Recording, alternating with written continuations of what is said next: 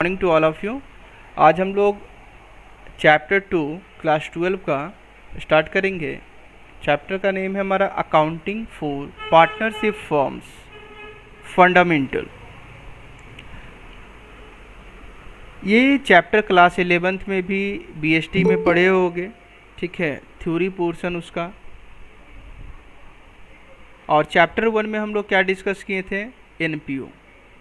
तो वहाँ पर क्या था कि अगर नॉट फॉर प्रॉफिट ऑर्गेनाइजेशन कोई है, ठीक है, जिनका ऑब्जेक्टिव्स और पर्पस प्रॉफिट करना नहीं होता था, तो वो सभी ऑर्गेनाइजेशंस का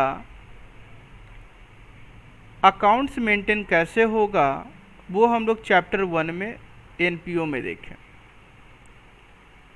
चैप्टर 1 एनपीओ में देखें। अगर एनपीओ होगा तो उसमें क्या क्या फाइनेंशियल स्टेटमेंट्स बनाने के लिए हम लोगों ने सीखे। तो सबसे पहला क्या था, receipt and payment, very receipt good, and payment, and number 2 income and expenditure का, income income and expenditure, expenditure का, और number 3 but balance sheet. Balance sheet, ठीक है। तो ये हम लोग एनपीओ के लिए तो सीख लिए। अगर एनपीओ होगा तो सभी लोग अकाउंट्स मेंटेन कर सकते हो एनपीओ का, जैसे school, college, library, club, sports club, etc।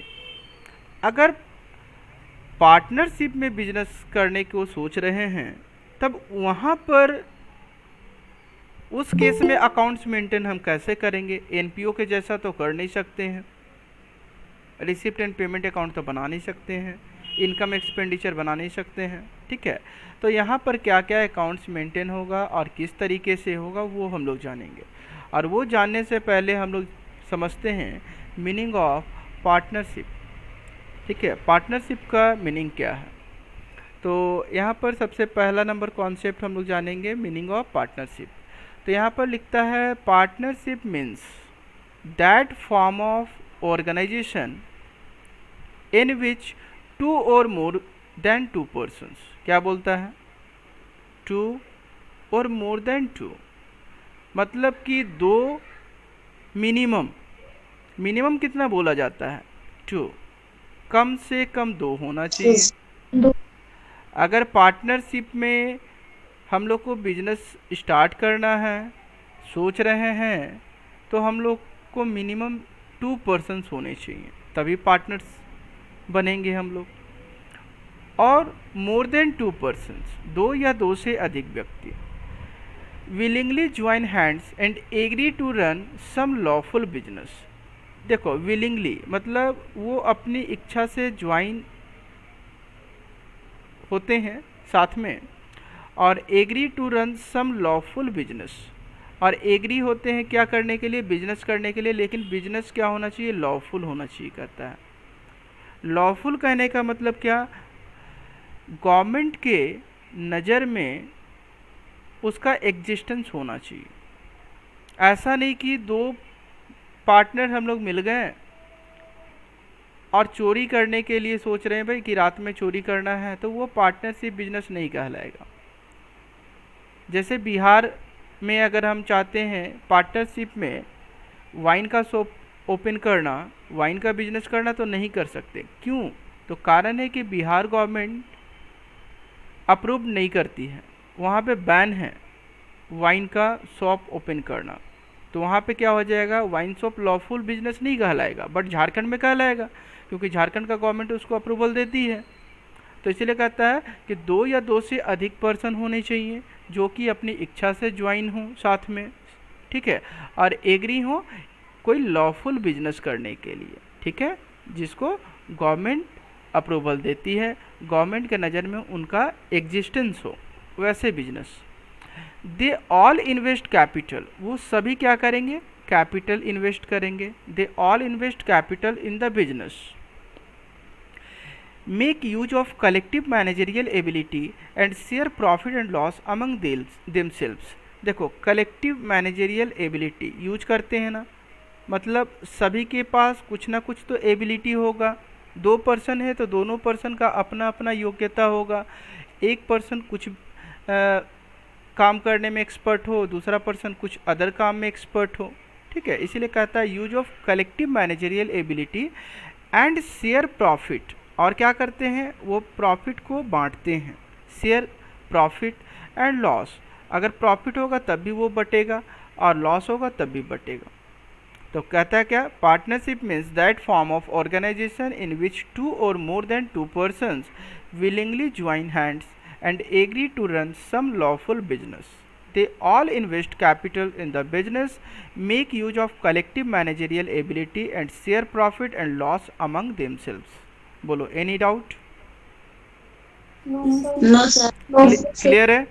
चलो अब यहाँ पर एक फिगर में हम समझाएं पार्टनरशिप, देख रहे हो ना, कम से कम 2 होना चाहिए, मिनिमम कितना होना चाहिए 2 पर्सन्स, ठीक है, और मैक्सिमम कितना होना चाहिए वो हम लोग आगे डिस्कस करेंगे अभी, ठीक है। चलो उसके बाद यहाँ पे लिखा गया है डेफिनेशन। कॉन्सेप्ट नंबर 2 में हम लोग देखते हैं डेफिनेशन क्या है। तो यहाँ पर कहता है according to Indian partnership act 1932, according to Indian partnership act 1932 section 4, ठीक है। तो इंडियन पार्टनरशिप एक्ट के अकॉर्डिंग क्या कहता है, तो कहता है partnership is the relation. Partnership क्या है, रिलेशन है, ठीक है, रिलेशन बिटवीन पर्सन्स, ठीक है। रिलेशन किसके बीच में होता है, पर्सन्स के बीच में होता है, व्यक्तियों के बीच में होता है। यहाँ पर देख रहे हो फिगर में जैसा कि इन सभी के बीच में क्या हुआ, रिलेशंस बन गया, ठीक है। तो इसलिए सेक्शन 4 कह रहा है पार्टनरशिप 1932 का कि partnership is the relation between persons who have agreed to share the profits, जो क्या करते हैं, एग्रीड करते हैं शेयर करने के लिए प्रॉफिट्स को या लॉस को, of a business carried on by all और any of them acting for all. मतलब क्या हुआ कि यहाँ पे जितने भी पर्सन्स हैं, जितने भी पर्सन्स इन्वॉल्व हैं पार्टनरशिप फॉर्म में, ठीक है, या तो ये लोग सभी मिलकर के बिजनेस को रन करेंगे। जितने भी पार्टनर्स हैं ना, यहाँ पे कितने पार्टनर्स हम लोग ले लिए, 5, ठीक है, टोटल 5 पार्टनर्स हैं। तो या तो ये सभी मिलकर के काम करेंगे या तो इनके बिहाफ में कोई एक काम करेगा, ठीक है। तो वही चीज़ यहाँ लिखता है business carried on by all, ठीक, सभी चलाएंगे, या एनी ऑफ देम, उनमें से कोई एक काम करेगा सभी के लिए, एक्टिंग फॉर ऑल। बोलो कोई डाउट? तो ये सर एक बार और समझिए। फिर से बता देते हैं, सुन लो क्या कहता है। Partnership is the relation between persons. Partnership क्या है, रिलेशन है पर्सन्स के बीच में। फिर कहता है हु हैव, मतलब जो कि, हु हैव एग्रीड, मतलब एग्री होते हैं वो लोग क्या करने के लिए, शेयर द प्रॉफिट्स, लाभ का बंटवारा करने के लिए। किस चीज़ का बंटवारा करने के लिए, लाभ का, तो बिजनेस के लाभ का।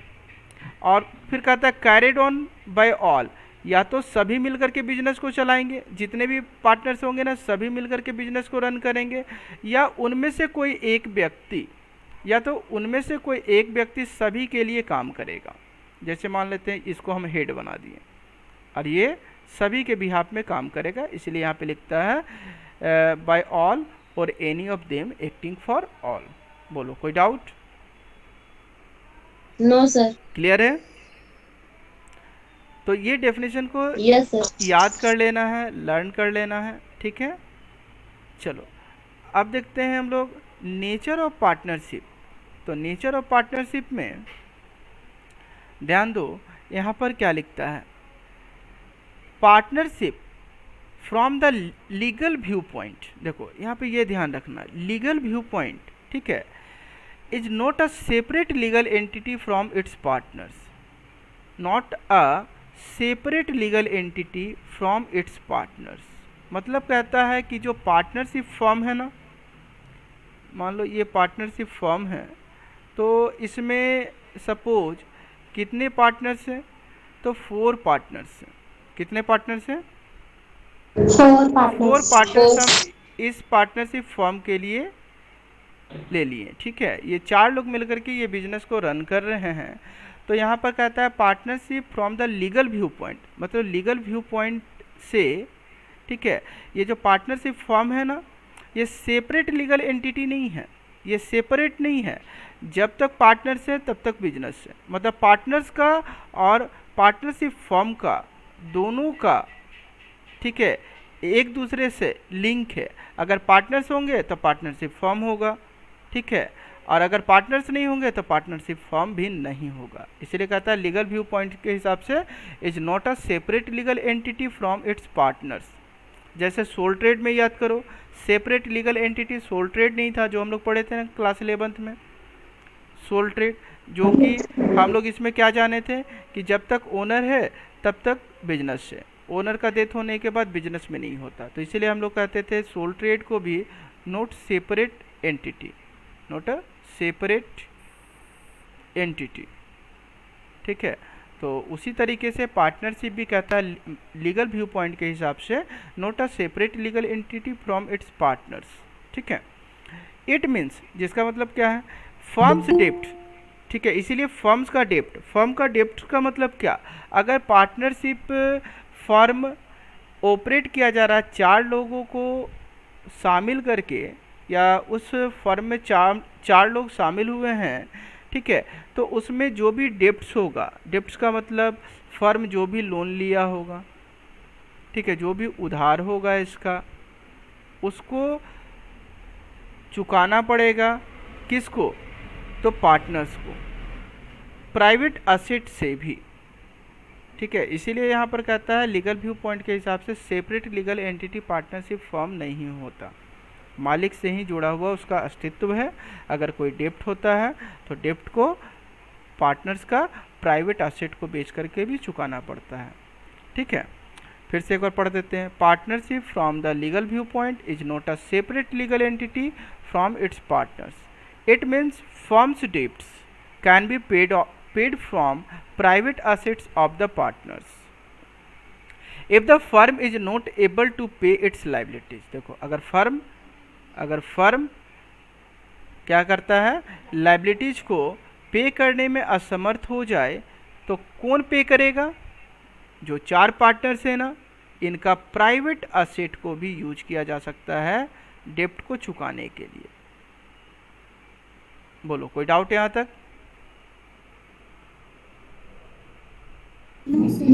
तो बस इसमें इतना बात याद रखना है, इतना बात याद रखना है, लीगल व्यू पॉइंट के हिसाब से partnership firm separate legal entity नहीं होता है, ठीक है। जिस कारण से अगर कोई डेप्ट है, कोई लाइबिलिटीज है, तो उसको चुकाना पड़ेगा किसको, पार्टनर्स को। चलो, अब यहाँ पर फिर नोट क्या लिखे हैं हम, ये देखो, कहता है partnership is a separate business entity. अब यहाँ पर कहता है partnership is a separate business entity, वहाँ पे नोट सेपरेट कह रहा था और यहाँ पर सेपरेट कर रहा था। सेपरेट किस व्यू पॉइंट से, तो अकाउंटिंग व्यू पॉइंट से। तो 2 चीज़ याद रखना है, एक तो अकाउंटिंग व्यू पॉइंट से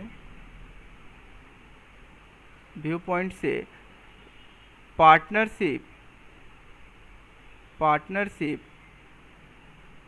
क्या है, सेपरेट बिजनेस एंटिटी है, याद रहेगा, सेपरेट बिजनेस एंटिटी। वहीं सेकेंड पॉइंट इसमें क्या याद रखना है, तो सेकेंड पॉइंट यहाँ पर लिखते हैं हम, लीगल व्यू पॉइंट से कहता है पार्टनरशिप क्या है, बोलो ना, पार्टनरशिप क्या है, नोट अ सेपरेट, याद रखना है, नोट अ सेपरेट लीगल एंटिटी, ठीक है। बस ये दोनों पॉइंट को याद रखना है। बोलो, अब कोई डाउट किन्हीं को? चलो फिर से एक बार आते हैं, अकाउंटिंग व्यू पॉइंट से पार्टनरशिप फर्म सेपरेट है या नोट अ सेपरेट है, सेपरेट, ठीक है। और लीगल व्यू पॉइंट से नोट अ सेपरेट लीगल एंटिटी, ठीक है। चलो, इसीलिए यहाँ पर क्या बन जाएगा, नोट अ सेपरेट लीगल एंटिटी का बात जब भी आएगा, लीगल व्यू पॉइंट का बात जब भी आएगा, तो पार्टनर्स का लाइबिलिटीज क्या बन जाता है, पार्टनर्स का लाइबिलिटीज क्या हो जाएगा? अनलिमिटेड। वेरी गुड, लाइबिलिटीज क्या हो जाएगा? अनलिमिटेड। चलो बस इतना ही बात याद रखना है। अब आगे बढ़ते हैं, चलो आगे बढ़ा जाए। Yes sir. हाँ, अब यहाँ पर देखते हैं नंबर 3, इसेंशियल फीचर्स और कैरेक्टरिस्टिक्स ऑफ पार्टनरशिप। मतलब पार्टनरशिप का हम लोग फीचर्स और कैरेक्टरिस्टिक्स सेम चीज़ है, ठीक है। फीचर्स मतलब विशेषता, कैरेक्टरिस्टिक्स मतलब भी विशेषता। तो सबसे पहला यहाँ पर लिख के रखे हैं हम, 2 और मोर पर्सन्स। मतलब क्या हुआ? 2 या 2 से अधिक व्यक्ति होना चाहिए ना। क्या 2 से कम होगा तो पार्टनरशिप बन सकता है? नो नहीं बन सकता।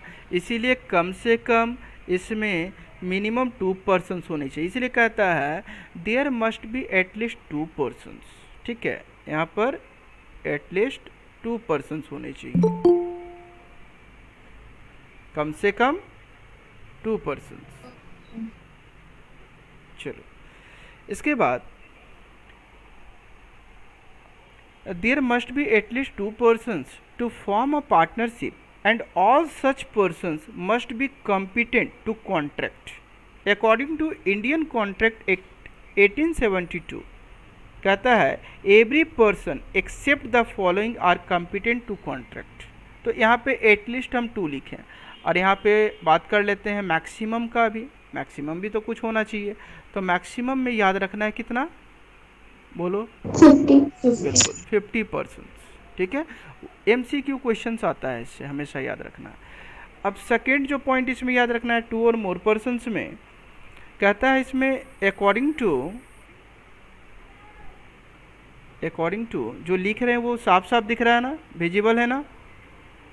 Yes sir. चलो तो कहता है according to Indian Contract act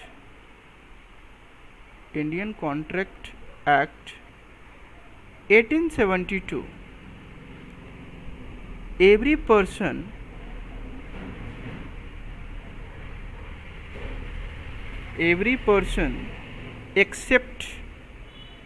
accept मतलब छोड़कर, ठीक है। Except the following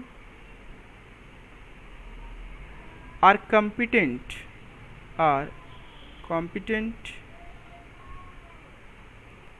to contract. देखो जितने भी लोग आ जाएं, ठीक है, सभी कॉम्पिटेंट होंगे, सभी पार्टनरशिप में पार्टनर्स बन सकते हैं, लेकिन कुछ लोगों को छोड़कर। तो किन को छोड़कर? तो वो बताता है हमारा, मेंटली डिस्टर्ब। वो हमारा बताता है कौन? Indian Contract act. तो इंडियन कॉन्ट्रैक्ट एक्ट 1872 किन को छोड़ने बोल रहा है? तो इसमें याद रखना है नंबर 1 तो माइनर को। माइनर मतलब क्या? बोलो ना। जो 18 छोटा हाँ हो। बिल्कुल, बिलो 18 ईयर्स माइनर को छोड़ करके। फिर कहता है पर्सन्स ऑफ अनसाउंड माइंड, ठीक है, पर्सन्स ऑफ अनसाउंड मतलब जिसका दिमागी हालत क्या होगा? ठीक नहीं होगा, ठीक है। जिसका दिमागी हालत ठीक नहीं होगा वो क्या कर सकते हैं? पार्टनरशिप फॉर्म में पार्टनर्स बनने के कॉम्पिटेंट नहीं होंगे, वो नहीं बन सकते हैं। एंड वही थर्ड पॉइंट इसमें याद रखना है कि persons disqualified by any law, ठीक है। कोई भी पर्सन्स जो डिसक्वालीफाइड पहले किया गया है, ठीक है, पर्सन्स डिसक्वालीफाइड, जैसे हम लोग कहते हैं ना कि गवर्नमेंट जॉब किनको नहीं मिल सकता? जिनका पुलिस स्टेशन में एक बार नाम चला जाता है, कोई क्राइम में पकड़ में आ जाते हैं, तो वो उनको गवर्नमेंट जॉब मिलेगा? फिर उनका नहीं मिल सकता है ना। उसी तरीके से यहाँ पर कहता है कि माइनर कोई भी पार्टनरशिप फॉर्म में पार्टनर बनने के एलिजिबल नहीं होंगे। Second point. Persons of unsound mind, जो कि दिमागी हालत जिनका ठीक नहीं होता, वो भी नहीं बन सकते हैं, वो कॉम्पिटेंट नहीं होंगे, ठीक है। और तीसरा कहता है persons disqualified by any law, किसी लॉ के द्वारा कोई पर्सन डिसक्वालीफाई कर दिया गया है पहले, तो वो भी पार्टनरशिप फर्म में पार्टनर्स नहीं बन सकते हैं। बोलो, कोई डाउट यहाँ तक? No sir. मतलब पहला पॉइंट क्लियर है? नो। चलो अब बात करते हैं सेकेंड पॉइंट, ठीक है। सेकेंड पॉइंट है हमारा agreement. Second number point agreement, इसका सीरियल नंबर स्पेस लेने के कारण गड़बड़ हो गया, ठीक है। अब एग्रीमेंट में क्या कहता है, तो इसमें क्या है, simple, partnership comes into existence by an agreement. तो सबसे फर्स्ट पॉइंट इसमें यही याद रखना है कि पार्टनरशिप अस्तित्व में कैसे आते हैं, तो बिना एग्रीमेंट के नहीं आ सकते हैं। तो इसीलिए कहता है पार्टनरशिप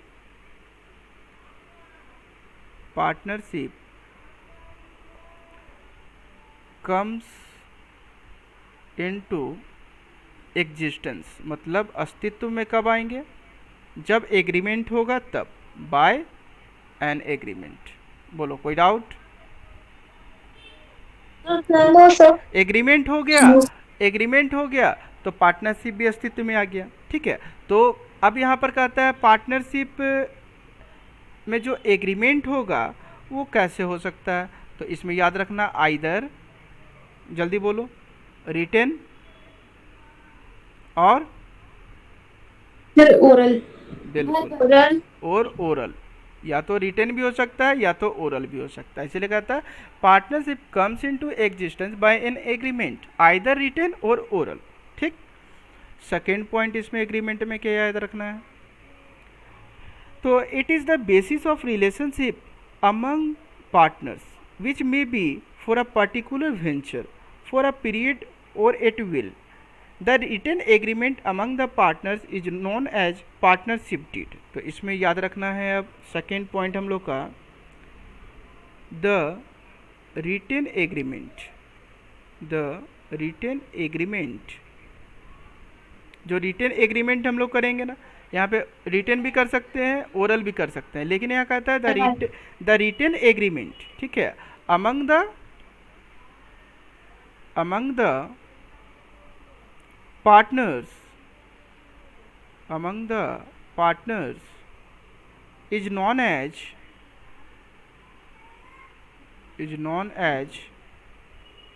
partnership deed। बोलो ना, याद रहेगा यहाँ तक?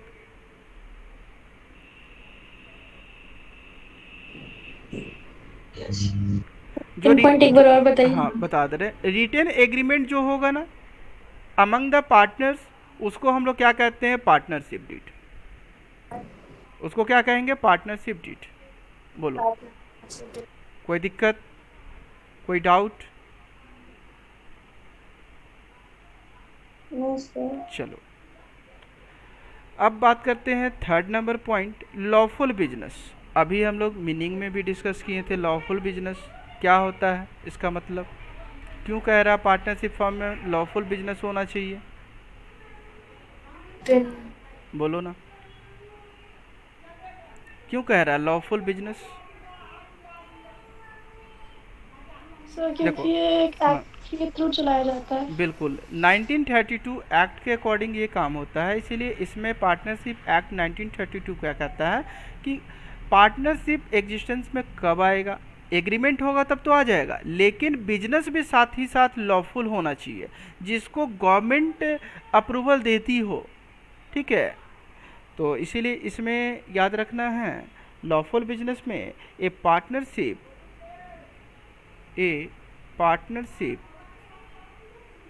is established for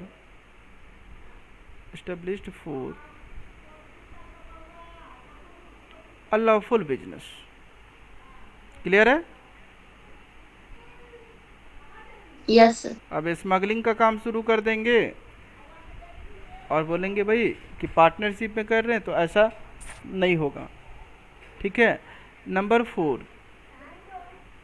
profit sharing. Profit sharing का मतलब क्या हुआ? ना भी प्रॉफिट बिल्कुल प्रॉफिट को, जितना प्रॉफिट होगा उसको आपस बिल्कुल में पार्टनरशिप प्रॉफिट को क्या डिस्ट्रीब्यूट करेंगे, आपस में बांटेंगे, जो भी प्रॉफिट होगा। करेंगे। बिल्कुल। तो प्रॉफिट कैसे बढ़ता है उसको समझ लेना है यहाँ पर। तो कहता है the agreement between or among the partners must be to share profits and losses of the business. It is not essential that all the partners must share losses. तो कहने का मतलब यहाँ पर याद रखना, प्रॉफिट शेयरिंग जो भी होगा अकॉर्डिंग टू एग्रीमेंट। बोलो ना, क्लियर है? जो भी एग्रीमेंट होगा उसके अकॉर्डिंग होगा प्रॉफिट शेयरिंग। हम लोग सपोज 4 लोग मिलकर के पार्टनरशिप फॉर्म स्टार्ट कर दिए, तो अब 4 लोग हम लोगों ने जो डिसाइड किया वही डिसाइडेड रेशियो के अकॉर्डिंग ही प्रॉफिट को बांटेंगे ना, लॉस को बांटेंगे। तो प्रॉफिट भी बढ़ता है, लॉस भी बढ़ता है, याद रखना, लेकिन अकॉर्डिंग टू एग्रीमेंट। ठीक है, बोलो क्लियर है यहाँ तक? यस। चलो अब बात करते हैं number 5 point. Number 5th point क्या कहता है? Unlimited liability. अनलिमिटेड लाइबिलिटी का मतलब क्या हुआ? अनलिमिटेड लाइबिलिटी असीमित क्यों दायित्व। असीमित दायित्व क्यों कह रहे हैं हम लोग अनलिमिटेड लाइबिलिटीज? बोलो ना।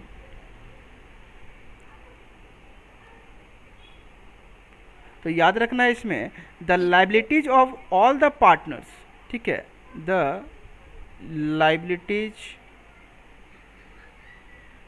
ऑफ ऑल द पार्टनर्स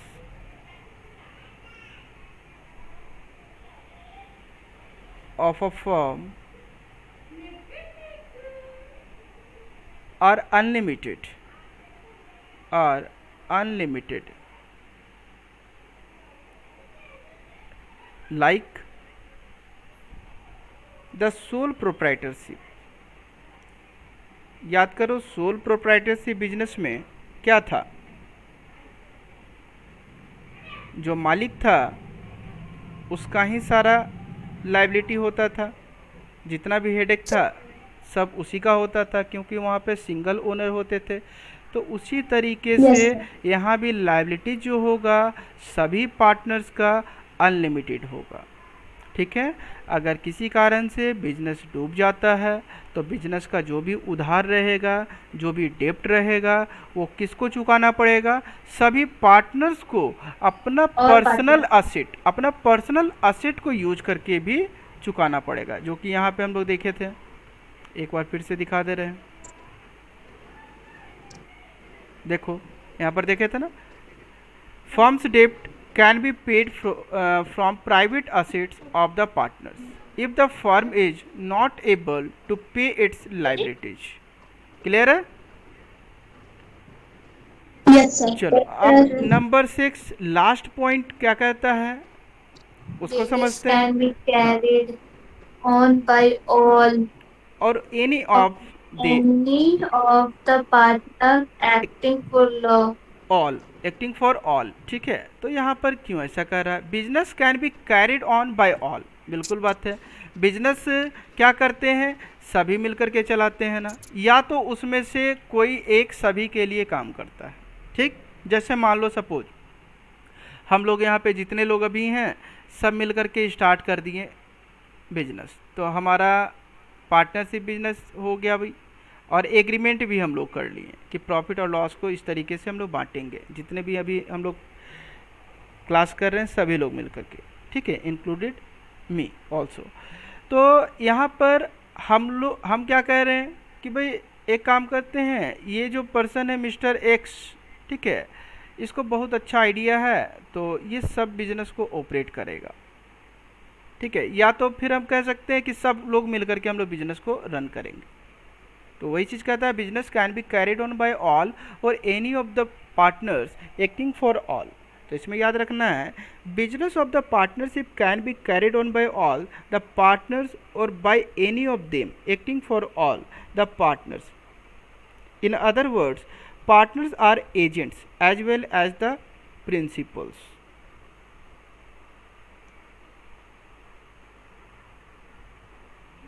बोलो कोई डाउट कि नहीं को? एक बार और हाँ, रिपीट कीजिए एक बार और बता देते हैं कि मान लो यहाँ पे जितने भी पार्टनर्स हैं ना, सब मिल कर के बिजनेस को रन कर सकते हैं, या कोई एक रन कर सकता है उसके बदले में। ठीक है, या तो सभी मिल कर के रन करेंगे या उसमें से कोई एक। ठीक है, जैसे होता है ना घर को भाई, एक फैमिली है और फैमिली में जितने भी लोग होते हैं सभी मिल कर के कुछ ना कुछ काम में हेड एंगेज होते मेंबर जो हैं। होगा। हाँ, यहाँ पे हेड का ऐसा कुछ प्रोविज़न नहीं है। जैसे मान लो अभी यहाँ पर फिर से एक एग्जांपल लेकर समझा दे रहे हैं। 5 लोग इसमें पार्टनर बन गए, ठीक है। अब ये 5 में से ये 4 लोग क्या है ना, वर्किंग है, कहीं ना कहीं काम कर रहे हैं, ठीक है। लेकिन इसका साथ देने के लिए ये इसका अच्छा फ्रेंड है ये चारों, ठीक है। तो ये जो मिस्टर एक्स है, ये 4 लोग को जोड़ लिया, बोला भाई अब तुम लोग केवल पैसा लगा देना और तुम लोग हमारे बिजनेस में पार्टनर बन जाओगे, ठीक है। और तुम लोग को काम करने का ज़रूरत नहीं पड़ेगा, जो भी प्रॉफिट होगा ना वो हम दे देंगे तुम लोग को, ठीक। लेकिन सारा काम मैनेज वगैरह सब हम करेंगे, लेकिन तुम लोग कैपिटल लगा दो बस। तो ये लोग सब कैपिटल लगा दिया। चूँकि ये लोग वर्किंग था, गवर्नमेंट एम्प्लॉई था, कोई प्राइवेट जॉब कर रहा था, तो वो छोड़ करके कैसे आकर के काम करता, ठीक है, सेम टाइम में। तो ये सारा काम को देख रहा है और मैनेज कर रहा है। ये भी कैपिटल लगाया है, ऐसा नहीं कि कैपिटल नहीं लगाया, लेकिन सब लोग मिलकर काम कर रहे हैं, केवल एक व्यक्ति देख रहा। तो उसी चीज़ को कहता है यहाँ पर, business can be carried on by all और any of the partners acting for all. तो कोई एक यहाँ पर काम कर रहा था, तो ये सेंटेंस हो गया इसके लिए, और सब मिल कर के काम कर रहे हैं, ठीक है, तो ऑल हो गया। बोलो, अब क्लियर है? यस। चलिए, तो आज हम लोग इतना ही रखते हैं, ठीक है। एक बार देख लेते हैं कि क्या क्या हम लोगों ने आज डिस्कस किया। तो सबसे पहला तो मीनिंग देखें पार्टनरशिप का। तो मीनिंग में क्या था? Partnership means that form of organisation in which 2 और more than 2 persons willingly join. ज़बरदस्ती नहीं, एक पकड़ के लेकर आ रहे हैं, मिस्टर वाई को बोल रहे हैं आ जा भाई पार्टनर बन जा, ऐसा नहीं। Willingly join hands and agree to run some lawful business, ठीक है। They all invest capital in the business, make use of collective managerial ability and share profit and loss among themselves. चलो definition देखें। According to Indian partnership act 1932 section 4 क्या कहता है? Partnership is the relation है between persons who have agreed to, ठीक है, जो agree कर रहे हैं शेयर करने के लिए profit of a business carried on by all और any of them acting for all. अब नेचर हम लोग देखें तो नेचर में 2 चीज़ हम लोग को ध्यान रखना है। लीगल व्यू पॉइंट के हिसाब से क्या बोलता है? नोट अ सेपरेट लीगल एंटिटी। इसीलिए क्या होता है यहाँ पर कि जो भी फर्म का डेप्ट होगा वो प्राइवेट एसेट को भी बेच करके पार्टनर्स को चुकाना पड़ेगा। कब? जब if the firm is not able to pay its liabilities. फिर नोट में क्या लिख दिया? सर डेट मतलब उधार। हाँ, डेप्ट का मतलब उधार, लोन, याद रखना। डेप्ट का मतलब लोन, उधार, ठीक है। फर्म का जो उधार होगा ना, फर्म भी उधार लेता है कि नहीं किसी से, ठीक है। Yes sir. हाँ, तो उधार को मान लो फर्म डूबने लगा तो उधार को कौन चुकाएगा? जो पार्टनर से सब चुकाएगा। इसीलिए कहा जा रहा है नोट अ सेपरेट लीगल एंटिटी। फिर नोट में क्या लिख दिए? Partnership is a separate business entity. लेकिन सेपरेट बिजनेस एंटिटी किस व्यू पॉइंट से बोला जा रहा? तो अकाउंटिंग व्यू पॉइंट से बोला जा रहा है। फिर नंबर 3 क्या था? Essential features. इसमें हम लोग देखें 2 और मोर पर्सन्स, तो मतलब इसमें कम से कम 2 व्यक्ति, मैक्सिमम 50 होना चाहिए। एग्रीमेंट होना चाहिए, रिटन भी हो सकता है, ओरल भी हो सकता है। तो रिटन एग्रीमेंट जो होता है उसी को हम लोग पार्टनरशिप डीड कहते हैं। लॉफुल बिजनेस होना चाहिए, तो ठीक है। फिर प्रॉफिट शेयरिंग होना चाहिए, अकॉर्डिंग टू एग्रीमेंट होगा। और ऐसा नहीं केवल प्रॉफिट बटेगा, लॉस भी बटेगा। Unlimited liability. लाइबिलिटी क्या होता है पार्टनर का? अनलिमिटेड होता है, लाइक सोल प्रोप्राइटरशिप। और business can be carried on by all. सभी मिलकर के बिजनेस को चलाते हैं या उनमें से कोई एक सभी के लिए काम करता है। That's it. ओके, इतना ही रखते हैं आज के लिए। Thank you sir. Okay, thank you to all of you. Thank you sir. Thank you sir. Thank you sir. Thank you sir. Okay, bye to all.